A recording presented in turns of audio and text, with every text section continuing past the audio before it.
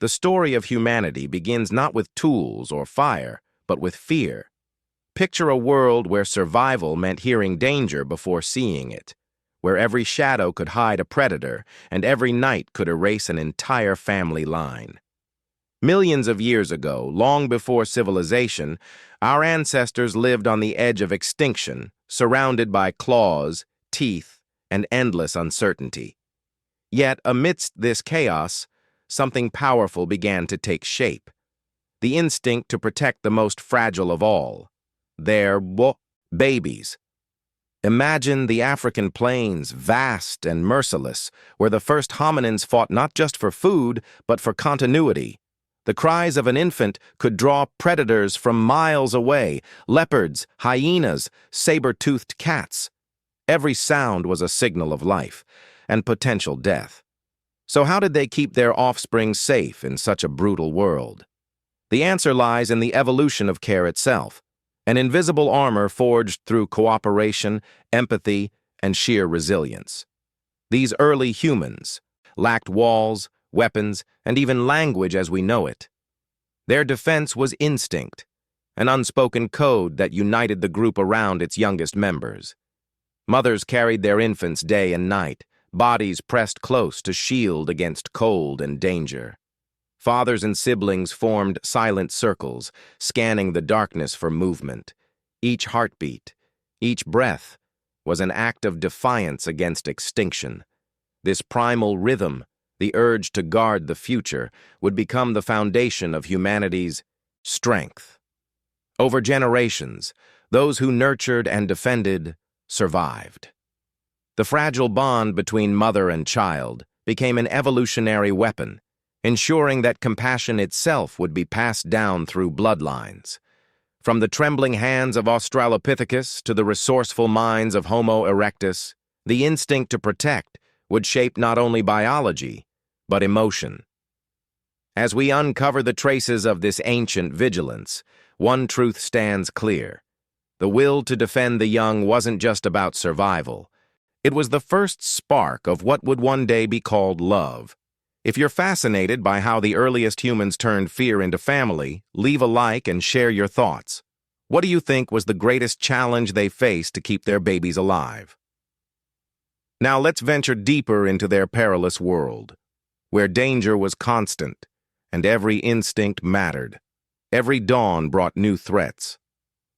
For early humans, the sunrise didn't promise safety.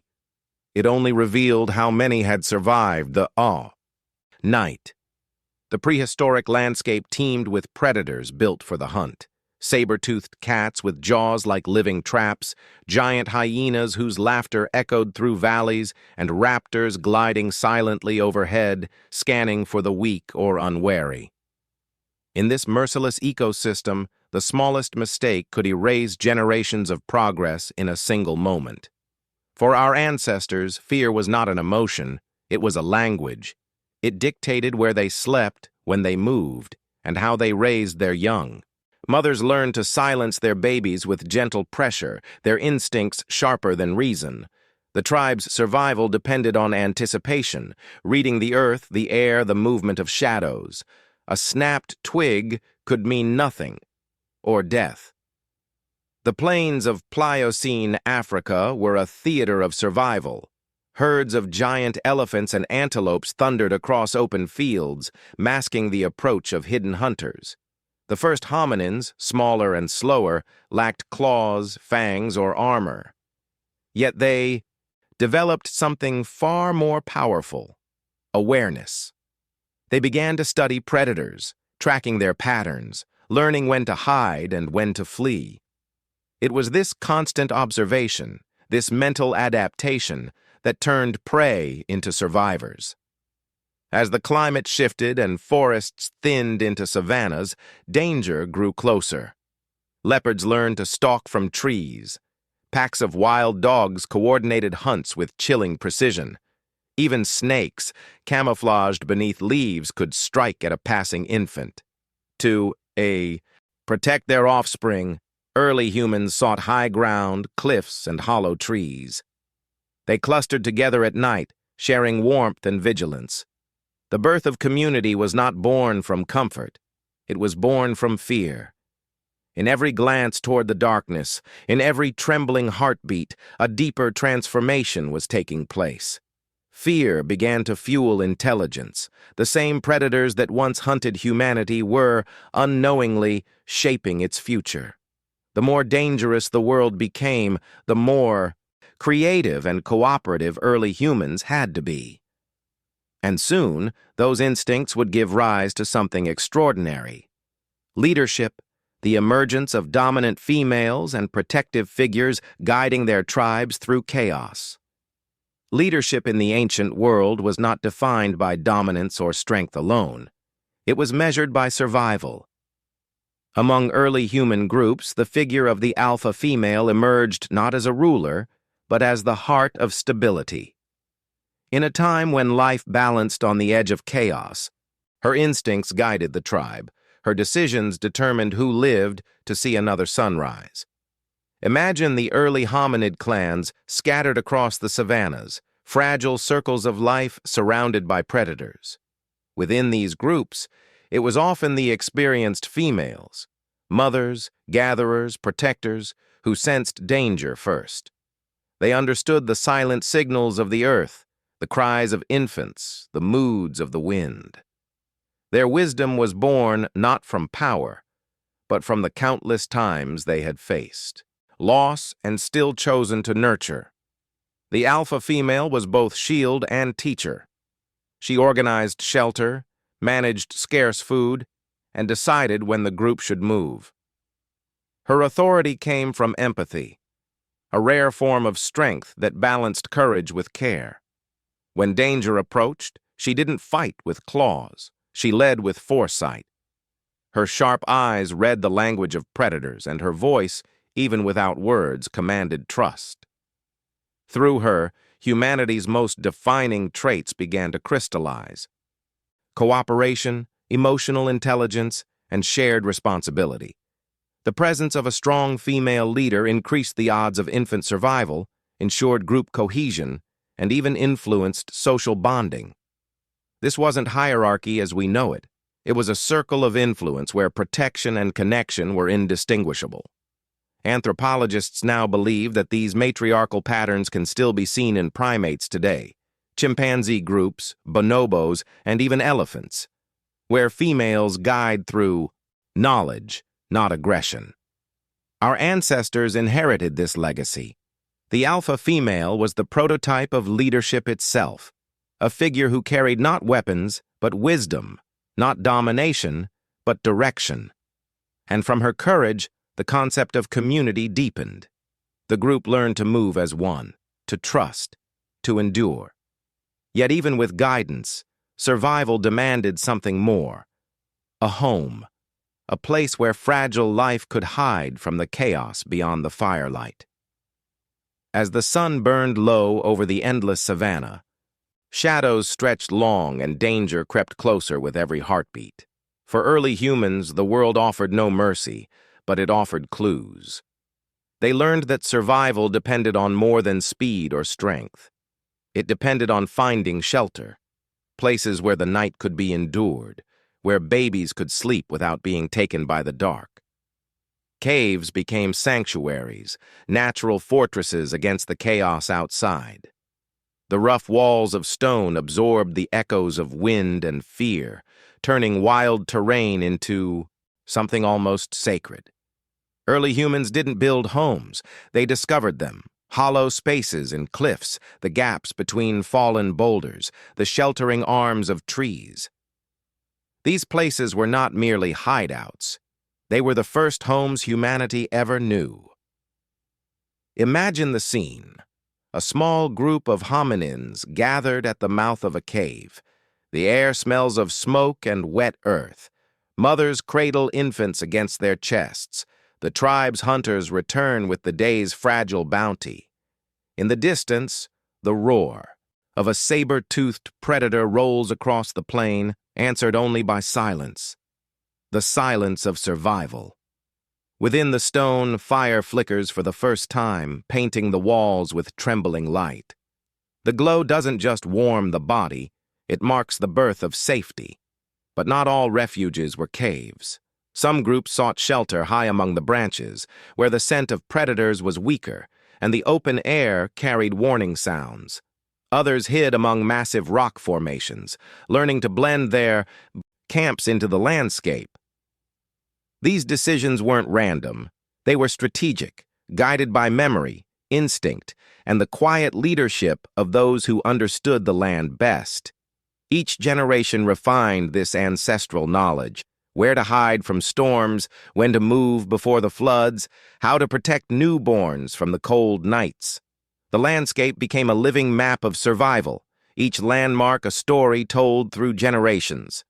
In this way, early humans began to shape a relationship with their world, not as rulers, but as students. Shelter was not only physical, it was emotional. Within those rocky walls and leafy canopies, bonds deepened.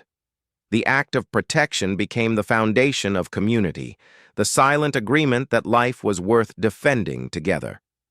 And in the glow of those first fires, humanity discovered something greater than safety: connection. A connection that would evolve, strengthening the link between mothers, infants, and the tribe that guarded them all.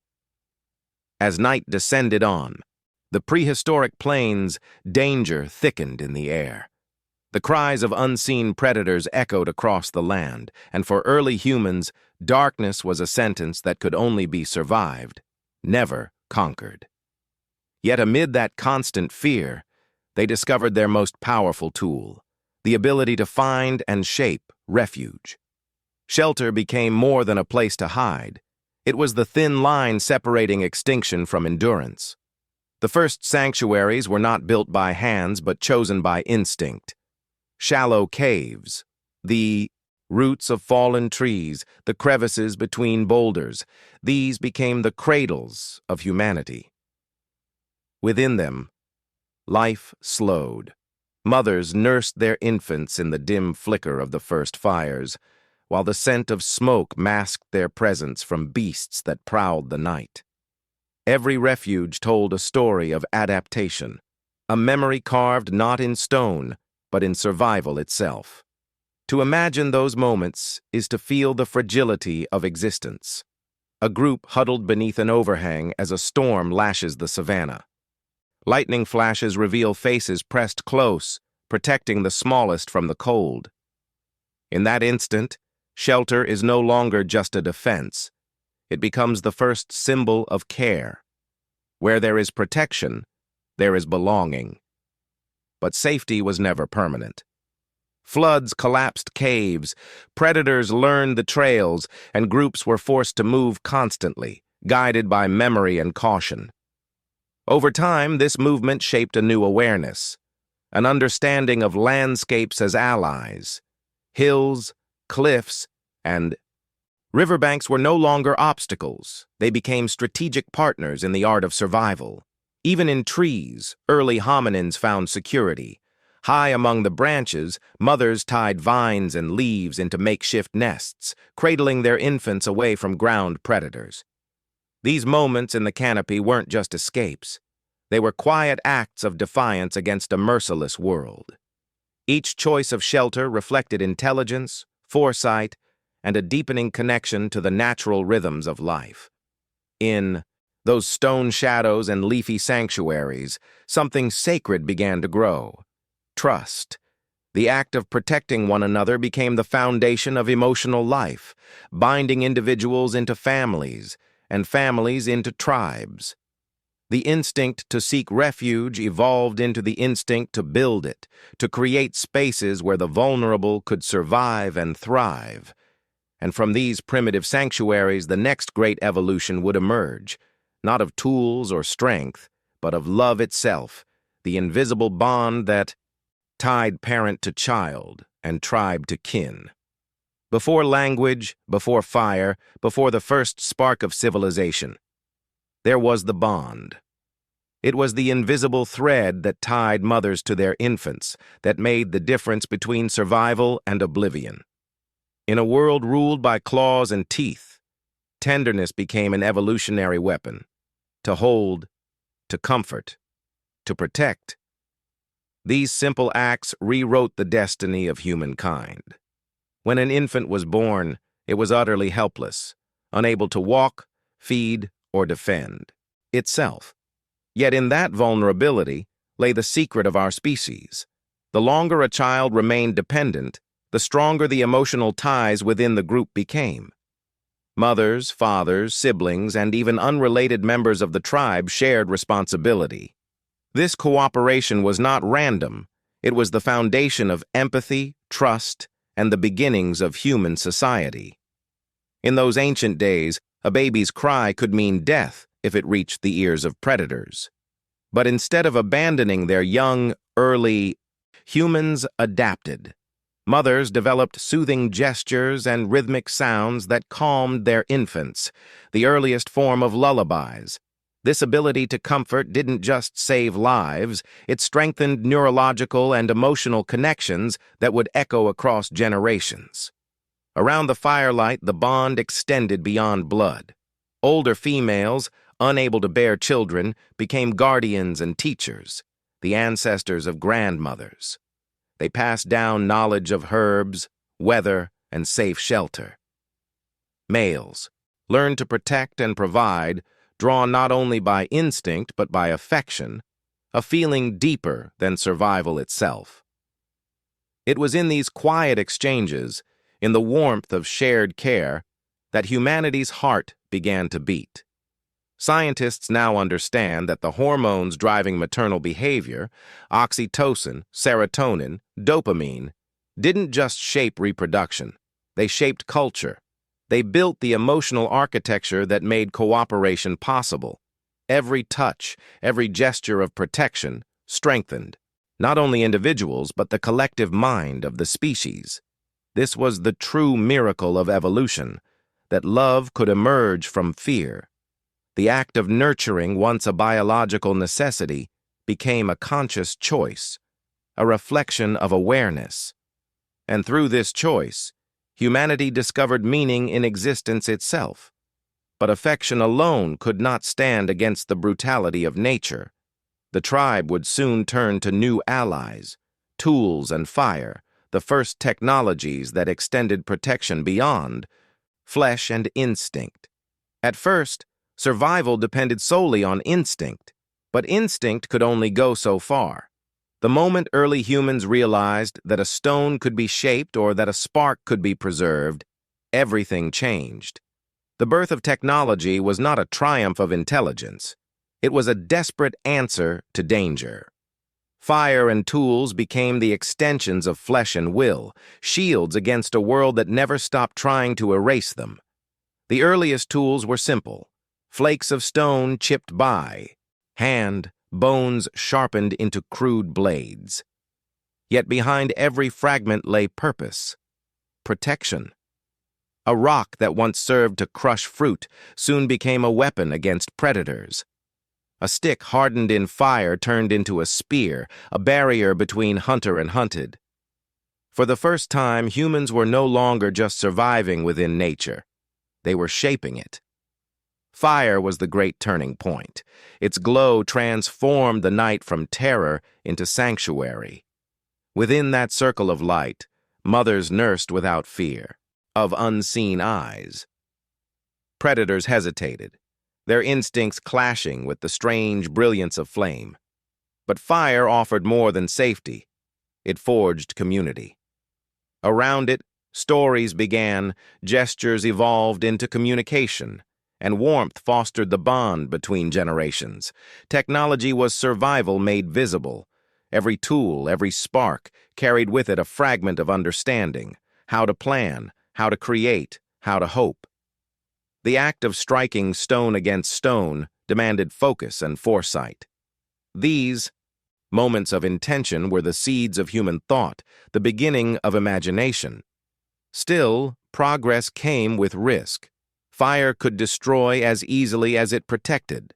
Sharp stones could wound their makers. But in the balance between fear and innovation, humanity found courage, the willingness to experiment, to fail, to try again.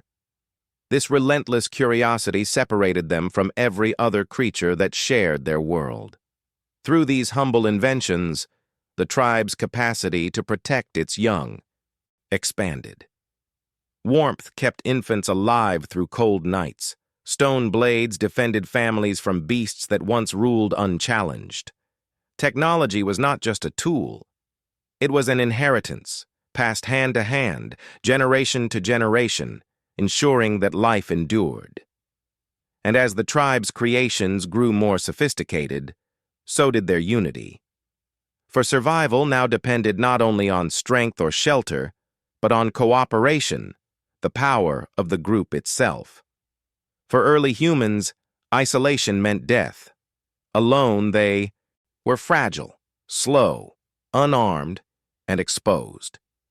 But together, they became something else entirely: a living fortress. The tribe was not just a group of individuals bound by blood. It was the invention of collective survival, the shield that stood between extinction and endurance. The moment humans began to act as one, the rules of nature shifted.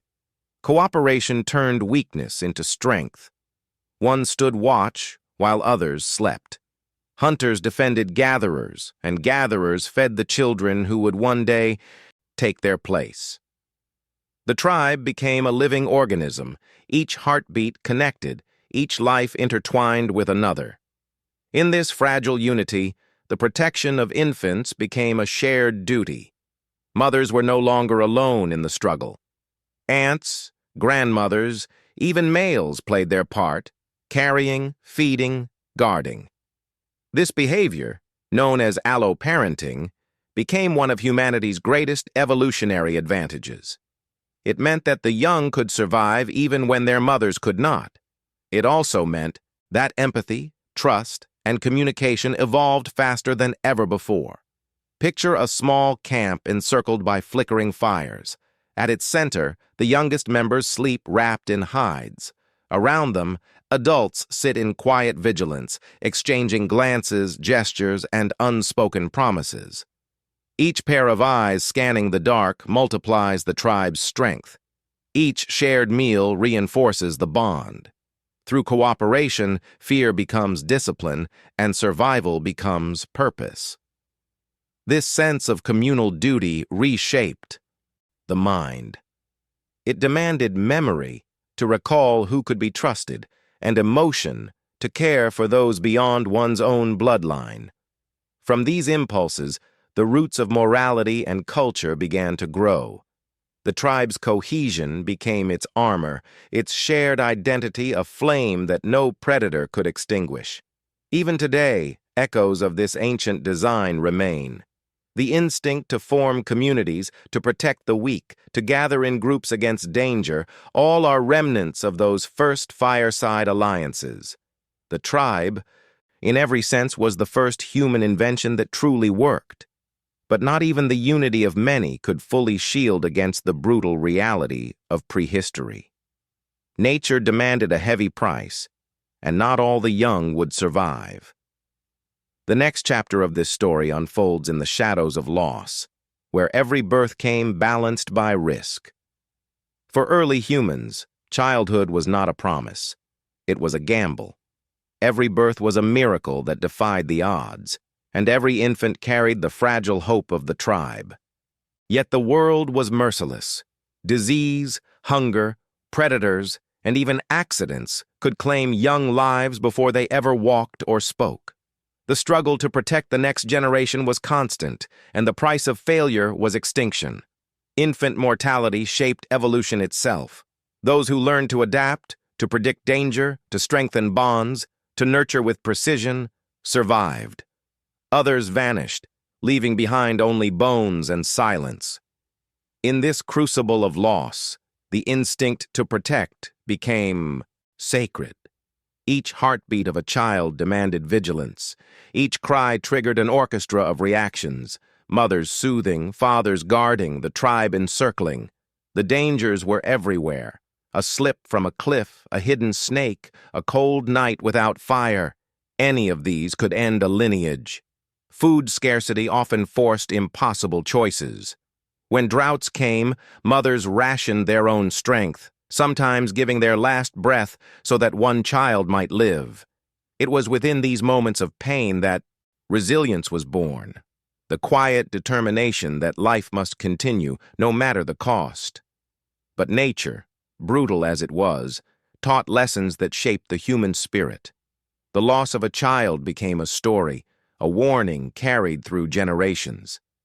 Memory turned grief into guidance, groups that remembered where danger struck, the wrong caves, the poisoned berries, the treacherous rivers, learned to avoid repeating the same mistakes. Tragedy, in time, became wisdom. Even in their sorrow, early humans began to develop rituals, small gestures to honor the fallen young. These were the first sparks of meaning beyond survival. To remember was to acknowledge the value of life itself. In this way, compassion deepened, binding the living closer together. Every surviving child represented victory against the odds, the continuation of a fragile thread stretching toward the future. Humanity learned through pain and persistence that survival was not guaranteed, but earned.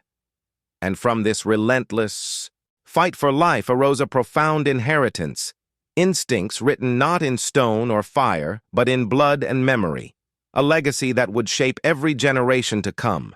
Every instinct, every heartbeat of fear, every act of care performed by our ancestors left a trace, not in fossils, but in us. The desire to protect, to nurture, to guard the fragile spark of life is not a cultural invention. It is biological, woven into our DNA through millions of years of survival and loss. The genetic legacy of protection is one of humanity's oldest and most powerful inheritances. Long before language or reason, early humans passed down behaviors that favored those who protected their young. Mothers who remained alert through exhaustion, fathers who risked injury to defend the camp, tribes that cooperated rather than abandoned. These tendencies shaped the future of the species. Over generations, natural selection favored empathy, vigilance, and cooperation. Survival didn't belong to the strongest. It belonged to those who cared. Modern neuroscience confirms what evolution wrote in our blood. When a parent hears a baby's cry, the brain floods with oxytocin and adrenaline, the same chemical reactions that once propelled our ancestors into motion under the threat of predators. Love and fear are intertwined, two halves of the same ancient mechanism. We are wired to protect because our ancestors could not afford not to. Even beyond parenthood, the echo of that instinct persists. The impulse to defend the weak, to comfort a stranger, to react to danger with unity, all stem from those early patterns carved into our genes. The same drive that once led a mother to shield her child beneath the shadow of a saber-toothed cat now drives humanity to build homes, create laws, and form communities that keep danger at bay. Evolution left us more than tools and intelligence. It left a moral architecture.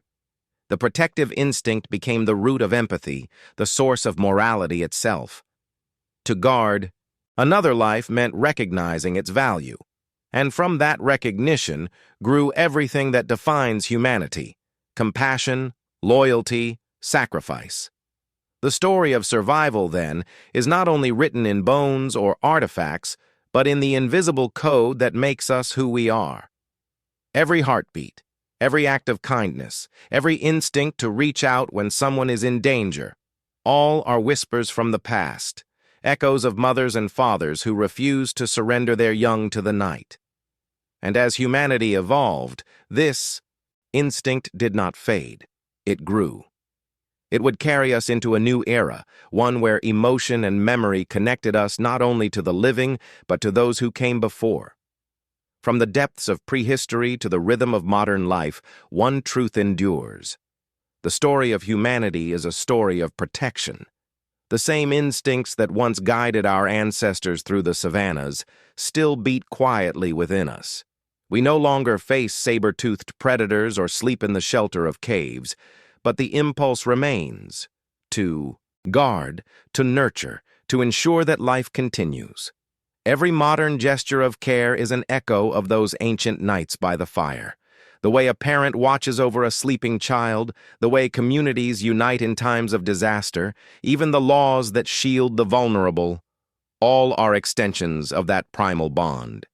We have built civilizations upon the foundation of instincts that began in silence, in fear, and in love. But with progress came distance. The threats we face today are no longer natural predators, but the dangers we've created ourselves: isolation, conflict, neglect. Yet our biology still remembers.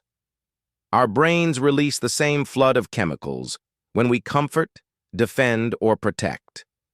Evolution has made empathy inseparable from identity. The strength that once ensured survival now defines meaning. Archaeologists uncover bones and tools. Anthropologists reconstruct the lives of our ancestors. But the most important inheritance cannot be unearthed. It lives within us, in the reflex, to hold a child's hand, in the instinct to help, in the quiet ache we feel when others suffer. That ache is ancient. It is the voice of every ancestor who once stood between the helpless and the dark. In this way, the past never truly ended. It lives on in our pulse, in our choices, in the invisible continuity between those who came before and those who will come after. We are their legacy, the result of every act of courage, every whispered lullaby, every heartbeat that refused to stop. So, when you look at the modern world, the cities, the families, the shared hopes that hold us together, remember, each began as a circle of firelight in the wilderness, where love first learned to fight against the night. If this journey through our origins has moved you, share your thoughts below and let's honor those who gave us more than life. They gave us the instinct to protect it. And if you'd like to see more cinematic stories from the ancient world, don't forget to like this video and join us for the next expedition into our prehistoric past.